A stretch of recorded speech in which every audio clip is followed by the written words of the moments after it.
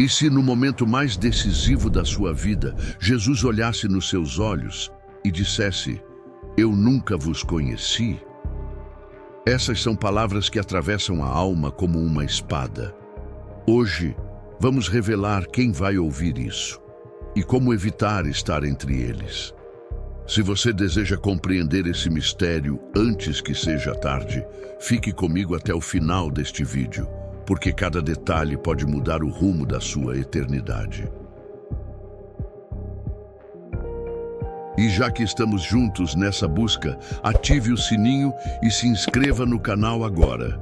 Assim você não perde nenhum alerta e continua recebendo mensagens que podem preparar o seu coração para o que está por vir. Mas para entender o peso dessas palavras, precisamos voltar no tempo, até o momento exato em que Jesus as pronunciou. Quando Jesus disse as palavras registradas em Mateus 7:23, "Eu nunca vos conheci, apartai-vos de mim, vós que praticais a iniquidade." Ele não estava se dirigindo a ateus declarados, nem a povos que jamais ouviram falar dele. Essa frase foi pronunciada dentro de um contexto surpreendente e perturbador. Ele estava falando com pessoas que acreditavam estar no caminho certo. Era o encerramento de um dos discursos mais conhecidos e mais incisivos de toda a Bíblia, o Sermão do Monte. Depois de ensinar sobre humildade, pureza de coração, amor aos inimigos, oração e vigilância espiritual, Jesus encerra com uma advertência que corta como lâmina afiada. Ele não diz alguns ou poucos me chamarão de Senhor. Ele diz: muitos me dirão naquele dia. Essa palavra muitos ecoa como um alerta vermelho. A maioria, não a minoria, estará diante dele com um destino que não imaginavam.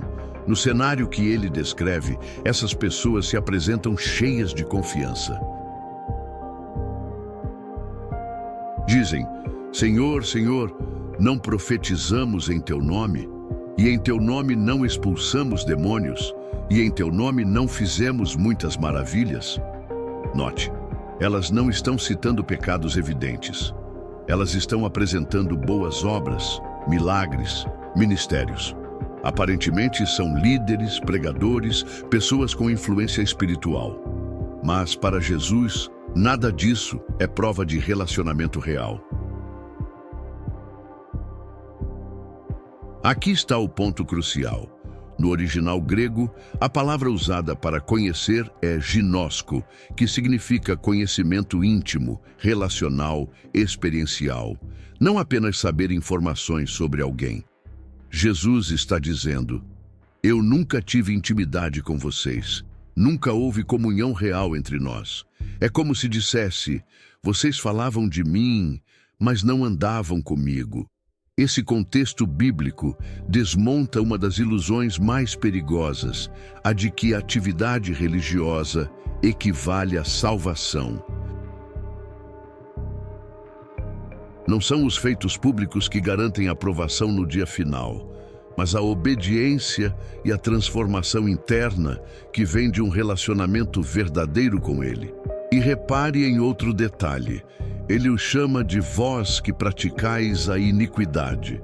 No grego, iniquidade é anomia, que significa vivendo sem lei, sem sujeição à vontade de Deus. Ou seja, mesmo que esses homens e mulheres se apresentassem como servos de Deus, a vida deles era marcada por rebeldia disfarçada de devoção. Quando entendemos isso, percebemos que Mateus 7 não é uma palavra dirigida apenas a pessoas fora do ambiente cristão. É um alerta direto aos que estão dentro, pregadores, líderes, membros ativos, mas que talvez estejam se apoiando no lugar errado, no próprio desempenho, e não na graça e na obediência a Cristo. Essa passagem também se encaixa no padrão de outras advertências de Jesus. Em Mateus 25, na parábola das 10 virgens, todas esperavam o noivo. Todas tinham lâmpadas. Mas apenas 5 tinham azeite suficiente. Quando o noivo chegou, as que estavam despreparadas ouviram algo semelhante. A porta foi fechada e não houve mais acesso. O princípio é o mesmo. Nem todo mundo que parece estar pronto realmente está. O choque para o público original de Jesus foi enorme. Eles viviam numa sociedade profundamente religiosa, onde mestres da lei, escribas e fariseus eram considerados exemplos de piedade. Ao dizer que muitos seriam rejeitados, Jesus estava quebrando o paradigma de que posição e aparência garantem aceitação no reino de Deus. Imagine o impacto dessas palavras caindo sobre aqueles ouvintes. E agora pense no impacto sobre nós, 2000 anos depois. Será que entendemos que ele está falando também conosco? Que esse alerta não é para o outro ou para o mundo lá fora, mas para qualquer um que vive uma fé de fachada?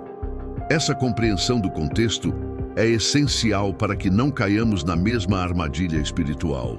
Saber quando, por quê e para quem Jesus disse, "Eu nunca vos conheci", nos prepara para examinar a nós mesmos antes que chegue o dia em que essas palavras possam ser ditas a nós. Agora que entendemos o momento e o significado profundo dessa frase, precisamos responder a uma pergunta ainda mais inquietante. Afinal, quem são os muitos que ouvirão isso da boca de Jesus? E por que eles não perceberam o perigo até ser tarde demais? Se no capítulo anterior vimos que Jesus estava falando com pessoas que acreditavam estar seguras, agora precisamos olhar mais de perto para essa expressão que causa calafrios. Muitos me dirão naquele dia. Muitos não é uma palavra vaga ou poética. No original, carrega o sentido de grande quantidade, multidão, maioria. Isso nos obriga a encarar uma realidade desconfortável. Jesus está dizendo que a maioria das pessoas que aparentemente professam fé não passarão no teste final. Mas quem são de fato esses muitos? 1. Os religiosos de aparência. Na época de Jesus, os fariseus eram vistos como mestres da espiritualidade. Conheciam a lei, jejuavam, oravam em público, davam esmolas, mas Jesus os denunciou como sepulcros caiados, bonitos por fora, mas por dentro cheios de hipocrisia e maldade. Essas pessoas acreditavam que sua obediência externa era suficiente, mas nunca se submeteram de fato ao governo de Deus em seus corações. Hoje, encontramos perfis semelhantes. Pessoas que mantêm o ritual, mas não têm transformação interna. 2. Os operadores de milagres sem obediência. Jesus descreve alguns dizendo, "Em teu nome expulsamos demônios, fizemos maravilhas." Isso significa que sinais e prodígios não são, por si só, prova de relacionamento com Cristo. O poder de Deus pode se manifestar por meio de instrumentos que ele mesmo não aprova, assim como Balaão profetizou, embora fosse desobediente, e Judas operou milagres, embora fosse ladrão e traidor. Aqui está o alerta. Ministério sem intimidade é ilusão. 3. Os que conhecem a verdade, mas não a vivem. Tiago 1:22 adverte, sejam praticantes da palavra e não apenas ouvintes, enganando a vocês mesmos. Os muitos incluem aqueles que acumulam conhecimento bíblico, mas tratam a obediência como opcional. Eles concordam com a verdade intelectualmente, mas suas decisões diárias mostram que o coração não se rendeu. 4. Os autoenganados pela comparação. Alguns se sentem seguros porque se comparam com outros. Pelo menos eu não sou tão pecador quanto fulano. Mas o padrão de julgamento não é o vizinho, nem a média da igreja. É Cristo, perfeito e santo. Esse tipo de autojustificação mantém muitos no engano até o último dia. 5. Os que servem para serem vistos. Jesus advertiu sobre aqueles que oram, jejuam ou contribuem para serem vistos pelos homens. O problema não é fazer o bem, mas fazê-lo por vaidade. Quando a motivação é aplauso humano, não há recompensa eterna, e no juízo o veredito será claro: eu nunca vos conheci. O que une todos esses perfis é uma palavra: superficialidade. São pessoas que podem até falar de Jesus, mas não falam com Jesus.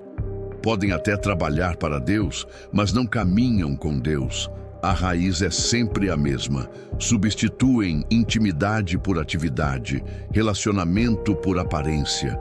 E o mais assustador é que, muitas vezes, elas mesmas não percebem o estado real de suas almas. Em Apocalipse 3,17, a igreja de Laodiceia dizia: estou rico, de nada tenho falta. Mas Jesus responde: você é miserável, digno de compaixão, pobre, cego e nu. Assim também será no último dia. A autopercepção não corresponderá à realidade diante do trono. Talvez o aspecto mais trágico dos muitos seja que eles só descobrem a verdade tarde demais. Até o momento do juízo, estavam convictos de que seriam aprovados. Essa é a diferença entre os que erram por ignorância e os que erram por auto-engano. Ignorância pode ser corrigida com ensino. Auto-engano exige quebrantamento profundo e ação do Espírito Santo. Esse perfil dos muitos não está restrito ao primeiro século. Ele se repete hoje em igrejas, grupos e ministérios. O risco é real para qualquer um que permita que sua fé se torne apenas um conjunto de hábitos, discursos ou tradições, sem vida verdadeira no espírito. E é exatamente por isso que Jesus nos deixou esse aviso registrado. Não para gerar medo paralisante, mas para despertar arrependimento e vigilância. Se até aqui essa mensagem já está abrindo seus olhos, compartilhe agora com alguém que você ama e se inscreva no canal.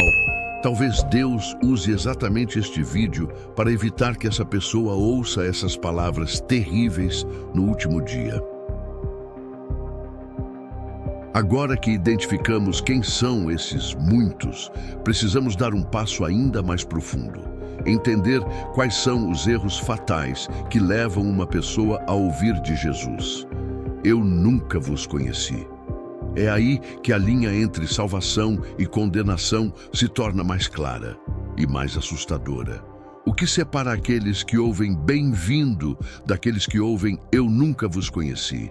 Essa é a pergunta mais importante que alguém pode fazer sobre a vida eterna. E muitas vezes, a resposta não está em grandes pecados escandalosos, mas em erros silenciosos e persistentes que corroem a fé por dentro.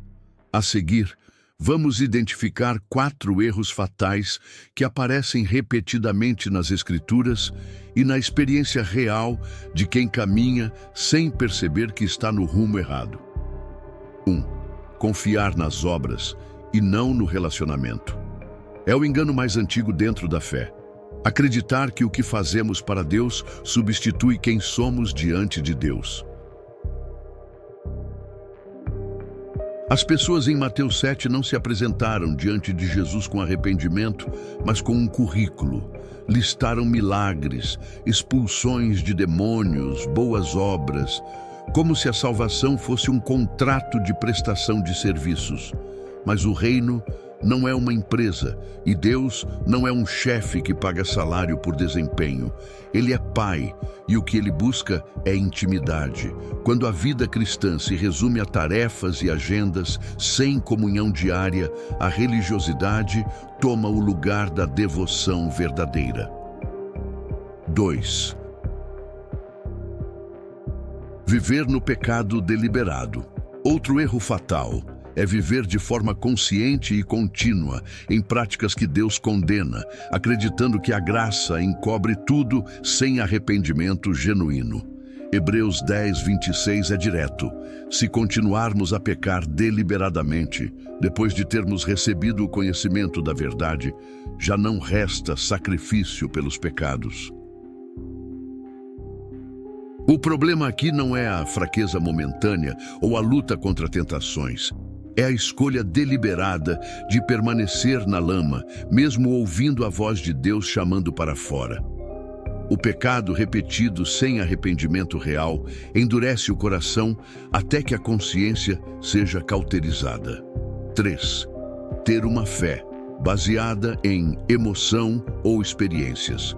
Muitos confundem emoção espiritual com conversão verdadeira.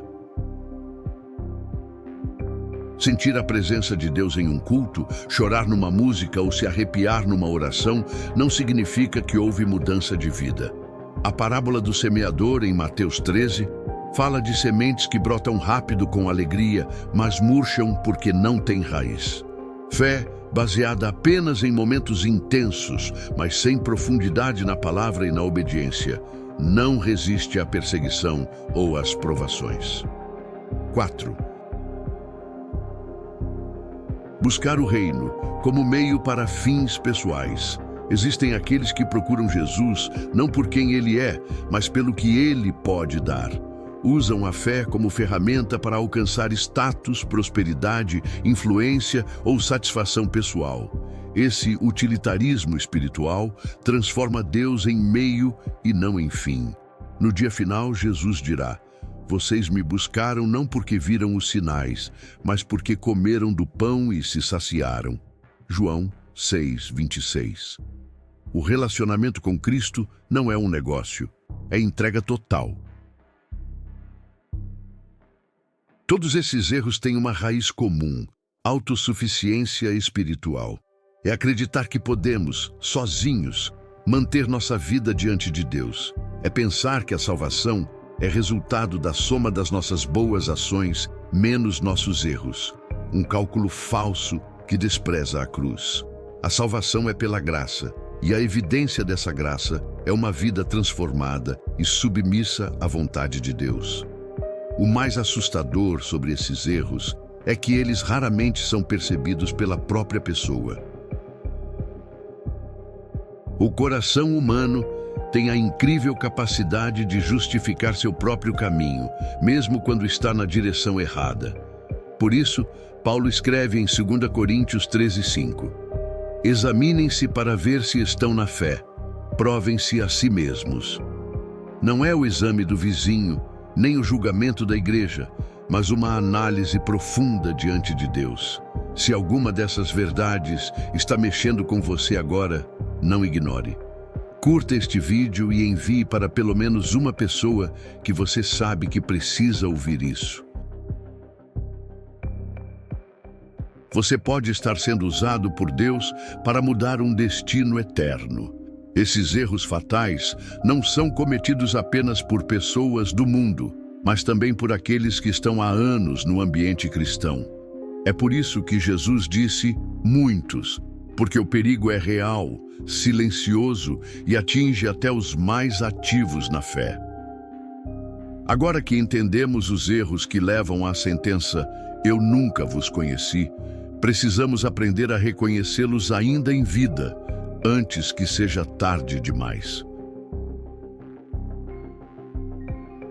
No próximo capítulo, vamos descobrir os sinais claros de que uma pessoa está no caminho errado, mesmo que ela ainda não perceba. Em Hebreus 2:1, somos advertidos: "Por isso, é preciso que prestemos maior atenção ao que ouvimos para que jamais nos desviemos." O desvio raramente é brusco. Quase sempre começa com sinais sutis, pequenos indícios que revelam que o coração já não pulsa na mesma sintonia com o Senhor. O perigo é ignorar esses sinais até que se tornem evidentes e irreversíveis. 1. Frieza espiritual. Você já percebeu quando uma fogueira começa a apagar? Primeiro, o calor diminui, depois as chamas se apagam e o que sobra é apenas brasa fria. Assim acontece com a vida espiritual. A paixão pelas coisas de Deus se torna rotina, a oração se torna mecânica, a leitura da palavra é feita por obrigação. A frieza espiritual não acontece de um dia para o outro. Ela é fruto de negligência acumulada. 2. Falta de frutos. Jesus disse: pelos seus frutos os conhecereis. Mateus 7,16. O fruto não é apenas obra visível, mas também caráter transformado. Amor, alegria, paz, paciência, bondade, fidelidade, mansidão e domínio próprio. Gálatas 5, 22, 23. Quando esses frutos estão ausentes ou substituídos por amargura, inveja, orgulho e ira, é sinal claro de que a seiva espiritual não está fluindo. E onde não há fruto, a árvore corre o risco de ser cortada. 3. Tolerância ao pecado. No início, o pecado incomoda, traz peso à consciência. Mas quando repetido e não confessado, ele se torna hábito e depois normalidade. O que antes era chocante se torna aceitável, porque todo mundo faz, ou não é tão grave assim. Essa anestesia espiritual é um dos sinais mais perigosos de que o caminho certo foi deixado para trás. 4. Incoerência. Entre discurso e prática. Tiago 1,26 afirma que a religião pura começa pelo domínio da língua e pela coerência de vida. Quando o que se fala não bate com o que se vive, a fé se torna um teatro. E o mais preocupante, muitas vezes, quem vive essa incoerência aprende a encobri-la com palavras bonitas, mas vazias de vida real. No dia final, as palavras não vão encobrir a verdade diante do justo juiz. 5. Resistência ao arrependimento.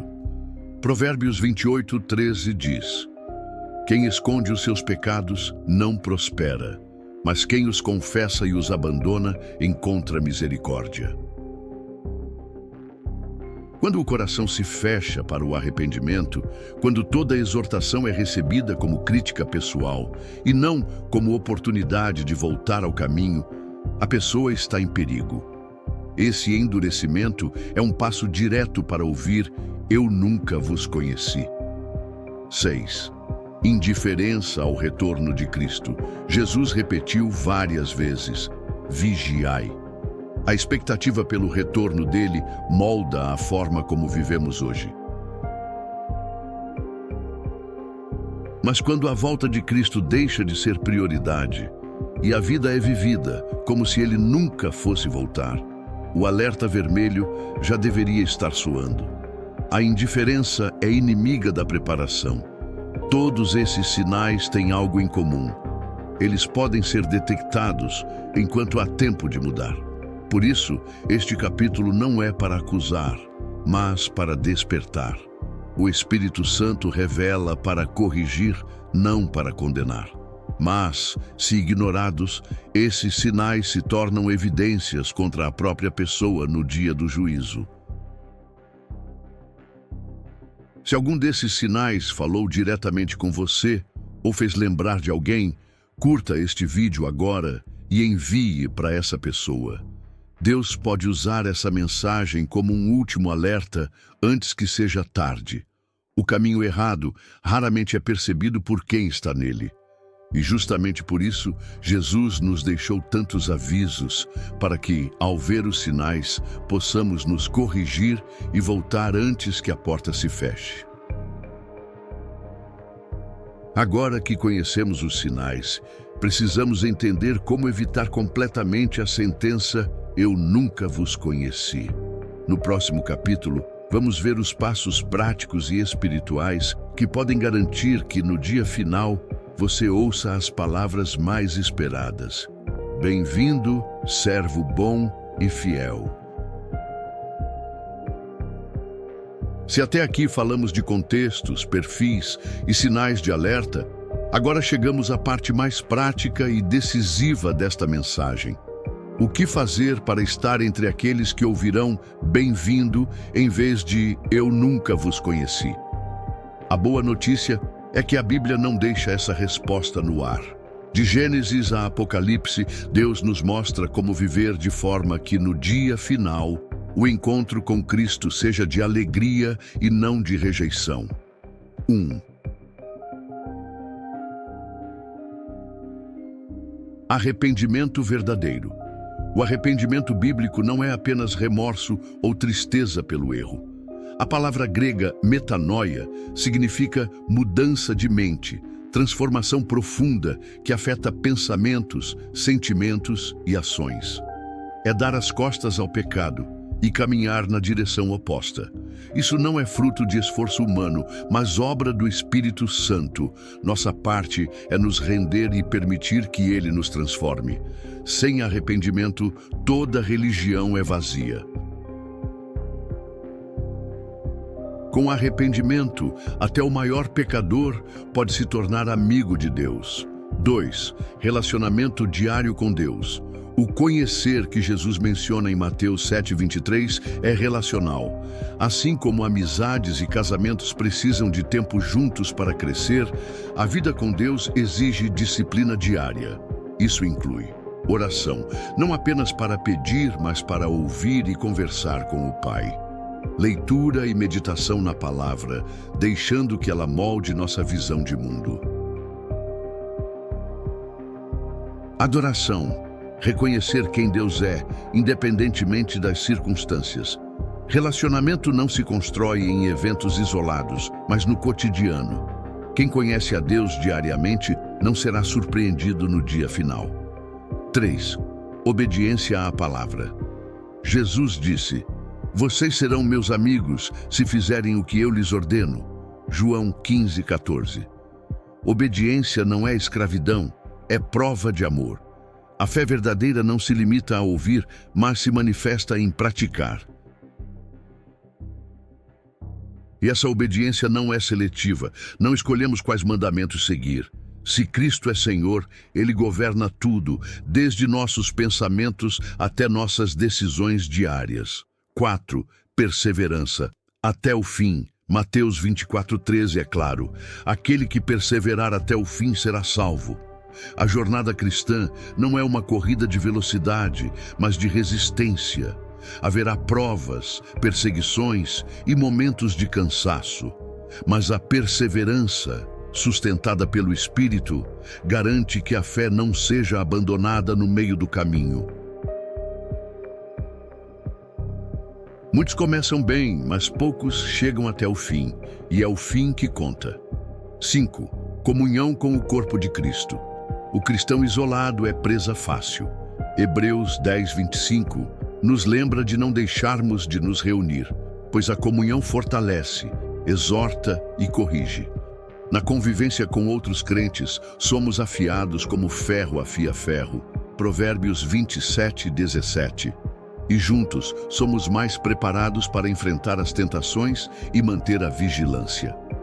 6. Vigilância e santidade. Jesus repetiu muitas vezes: vigiai.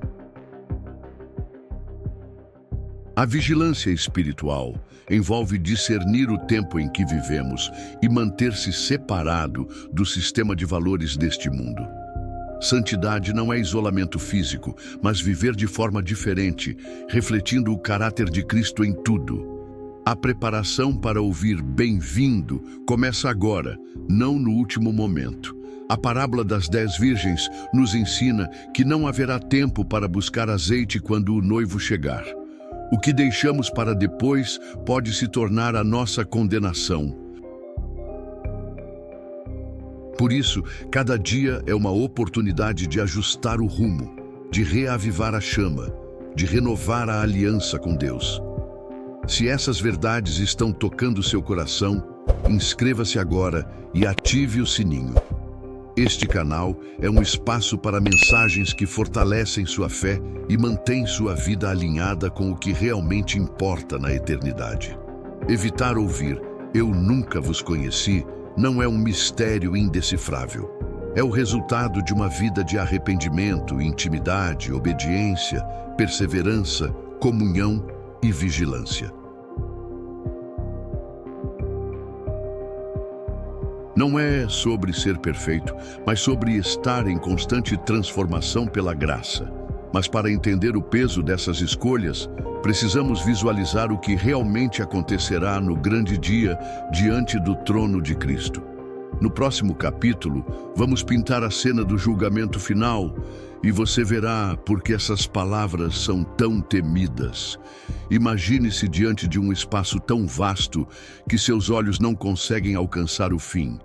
O chão parece de cristal, mas é firme como rocha.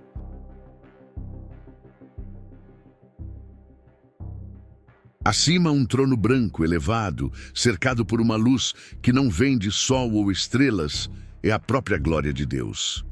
O ambiente é silencioso, mas a tensão é esmagadora. Todos os olhos estão fixos naquele que está assentado no trono, Jesus Cristo, o justo juiz. À direita, uma multidão vestida de branco, com rostos radiantes, olha para ele com alegria e reverência. À esquerda, outra multidão, pálida, inquieta, com expressões de desespero. Entre os dois grupos, um espaço vazio que parece um abismo invisível. Você ouve o som de um livro sendo aberto. É o livro da vida. As páginas brilham com uma luz dourada e cada nome inscrito ecoa como um som de vitória. Mas quando o nome não está ali, o silêncio que se segue é mais pesado que qualquer palavra. Agora é a sua vez. Você sente o peso de cada decisão que tomou, cada palavra dita, cada pensamento escondido. Não há como argumentar, nem como se justificar. Tudo está nu e exposto diante dele. Os feitos que pareciam grandes agora parecem pó. As desculpas que você usava soam vazias e ridículas, e então você vê o olhar de Jesus. Não é apenas um olhar humano, é como se ele atravessasse a sua alma, revelando até as partes que você mesmo tentou esquecer. E para alguns, esse olhar é seguido pelas palavras mais temidas de toda a eternidade. Eu nunca vos conheci. Apartai-vos de mim, vós que praticais a iniquidade. Essas palavras não são gritadas, mas ditas com autoridade absoluta. Não há margem para recurso, não há tribunal acima deste. A sentença é final. Os anjos conduzem essas pessoas para longe do trono, em direção a um destino eterno de separação absoluta de Deus. Para os que estão à direita, a cena é oposta. Quando o nome é encontrado no livro da vida, Jesus se levanta, abre os braços e diz: Bem-vindo, servo bom e fiel, entre no gozo do seu Senhor. A alegria é indescritível, lágrimas de gratidão correm pelo rosto de cada um. Não há medo, apenas paz eterna. Essa cena não é ficção, nem metáfora vaga. Ela está descrita em Apocalipse 20, 11, 15 e confirmada em tantas advertências de Jesus. O juízo final não é um conceito simbólico, é um evento literal que cada ser humano irá enfrentar. E as palavras que você ouvirá dependerão da vida que você viveu aqui e agora. Nesse dia, não haverá distinção de cargos, títulos, fama ou poder. Pastores e membros, ricos e pobres, anônimos e conhecidos estarão lado a lado, julgados pelo mesmo padrão. O critério não será popularidade ou influência, mas se o seu nome está escrito no livro da vida. É impossível descrever completamente o peso desse momento, mas é possível se preparar para ele. E essa é a razão de estarmos falando sobre isso agora, para que quando você estiver diante desse trono, o olhar de Jesus seja de reconhecimento, não de estranheza. O dia do julgamento não será sobre quem merece entrar ou não, mas sobre quem foi redimido pelo sangue do Cordeiro e viveu de forma coerente com essa redenção. A porta está aberta hoje, mas naquele dia ela estará fechada para sempre. Mas antes que esse dia chegue, a Bíblia nos alerta sobre sinais claros que indicam que estamos vivendo nos últimos tempos. No próximo capítulo, vamos entender por que este aviso é mais urgente agora do que em qualquer outra geração. Em Mateus 24, Jesus advertiu que antes do fim haveria guerras, rumores de guerras, fomes, pestes e terremotos em vários lugares. E acrescentou: tudo isso será o princípio das dores. Olhando para o mundo hoje, é impossível não perceber que vivemos dias em que essas palavras soam mais atuais do que nunca. Guerras e conflitos armados se multiplicam. Doenças e crises globais paralisam nações inteiras. A natureza responde com desastres cada vez mais extremos. E talvez o mais assustador: a frieza espiritual cresce e muitos abandonam a fé que antes professavam. Esses sinais não estão aí para nos assustar, mas para nos acordar. Eles são como trombetas espirituais, chamando a atenção para o fato de que o tempo está se esgotando. E quanto mais próximos estamos do fim, mais urgente se torna o chamado para estar preparado. O problema é que a maioria das pessoas vive como se tivesse todo o tempo do mundo. Adiam decisões eternas, ocupadas com agendas cheias e prioridades temporárias. Mas o chamado de Cristo é claro. Hoje, se ouvirdes a minha voz, não endureçais o vosso coração. Hebreus 3:15. O amanhã não nos pertence.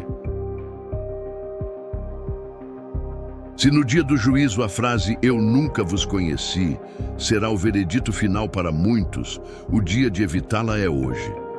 E isso significa não apenas começar bem, mas permanecer fiel até o fim. É vigiar, é manter o azeite na lâmpada, é andar na luz, mesmo quando o mundo inteiro escolhe as trevas. O chamado urgente de Deus envolve 3 ações imediatas. Arrepender-se sem demora. Cada dia longe de Deus é um dia a menos para viver com Ele. Restaurar a intimidade perdida. Não basta voltar para a igreja, é preciso voltar para Cristo, alertar outros. O amor nos impulsiona a avisar quem amamos, mesmo que isso seja desconfortável. Este é o tempo de abandonar desculpas e assumir uma posição clara. No Apocalipse, Jesus repreende os mornos, os que não são frios nem quentes. Ele prefere um não honesto do que uma devoção falsa. O morno não percebe que está perdido até ser tarde demais. Você pode pensar, mas e se esse dia ainda demorar? Mesmo que demore, seu encontro com Cristo pode acontecer a qualquer momento, seja pela sua volta ou pelo fim da sua vida aqui. A contagem regressiva já começou para todos nós. A urgência não é para gerar pânico, mas para produzir decisão. Hoje é o dia de se posicionar, de buscar a Deus como nunca antes, de se livrar de tudo que rouba sua atenção e de viver com os olhos fixos no Senhor. E é por isso que precisamos fechar esta mensagem com um convite decisivo. Não um convite para assistir a mais um vídeo, mas para tomar a decisão que vai determinar o que você ouvirá da boca de Jesus no dia final. O dia está marcado, não por nós, não pelo calendário humano, mas pelo próprio Deus. Chegará o momento em que cada um de nós estará diante do trono de Cristo, e as palavras que ouviremos serão definitivas para toda a eternidade. Para alguns, será o som mais doce que já existiu. Bem-vindo, servo bom e fiel. Para outros, será a sentença mais dolorosa. Eu nunca vos conheci. Durante todo este vídeo, vimos que essa frase não é dirigida a ateus declarados, mas a muitos que, por fora, pareciam estar no caminho certo. Falamos sobre os perfis, os erros, os sinais e, principalmente, sobre como evitar esse destino. E agora, a escolha está diante de você. Hoje é o dia de examinar o coração, de abandonar qualquer aparência vazia de religiosidade e de se lançar de todo o coração a Cristo. Não amanhã, não depois que der tempo, hoje. Se esta mensagem falou com você, inscreva-se agora no canal e ative o sininho. Aqui, você vai encontrar alertas e ensinamentos que podem preparar o seu coração para o encontro mais importante da sua vida. Curta este vídeo e compartilhe com pelo menos uma pessoa que você ama. Talvez essa seja a última oportunidade dela ouvir este aviso antes que seja tarde demais. E quero que você comente abaixo uma frase simples, mas carregada de decisão. Senhor, eu quero te conhecer de verdade. Escreva isso como um ato público de fé e compromisso, e que este seja o marco de um novo começo na sua caminhada com Deus.